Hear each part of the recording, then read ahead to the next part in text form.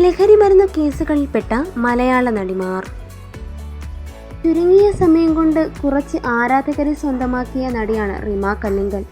താരത്തിനെതിരെ ലഹരിമരുന്ന് ആരോപണവുമായി എത്തിയത് ഗായികയായ സുചിത്രയാണ്. അർച്ചന കവിയുടെ ഭർത്താവായ ആഷിഖ് അബുവും അർച്ചന കവിയും നടത്തിയ പാർട്ടിയിൽ ലഹരിമരുന്നിൻ്റെ ഉപയോഗം ഉണ്ടായിരുന്നു എന്നാണ് ഗായികയായ സുചിത്ര പറഞ്ഞത്. രണ്ടാമതായി പ്രയാഗ മാർട്ടിൻ. ഒരു സിനിമ കൊണ്ട് ജനശ്രദ്ധ നേടിയ നടിയാണ് പ്രയാഗ മാർട്ടിൻ. താരത്തിൻ്റെ ജീവിതത്തിലെ എല്ലാ മേക്ക് ഓവറും തന്നെ പ്രേക്ഷകർ ഏറ്റെടുക്കാറുമുണ്ട്. പ്രയാഗയ്ക്ക് നേരെ വന്ന ലഹരിമരുന്ന് ആരോപണം എന്തെന്നാൽ, ലഹരിമരുന്ന് കേസിൽ അകത്തായ ഗുണ്ടയും പ്രയാഗയ്ക്ക് ബന്ധമുണ്ടായിരുന്നു എന്നതാണ്. മലയാളത്തിലെ ഒറ്റ സിനിമ കൊണ്ട് മലയാളി പ്രേക്ഷകർ ഏറ്റെടുത്ത നടിയാണ്.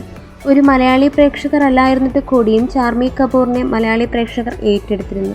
താരത്തിന് എതിരെ വന്ന ആരോപണം എന്തെന്നാൽ, മയക്കുമരുന്ന് മാഫിയയുമായി ബന്ധമുണ്ട് എന്നതാണ്.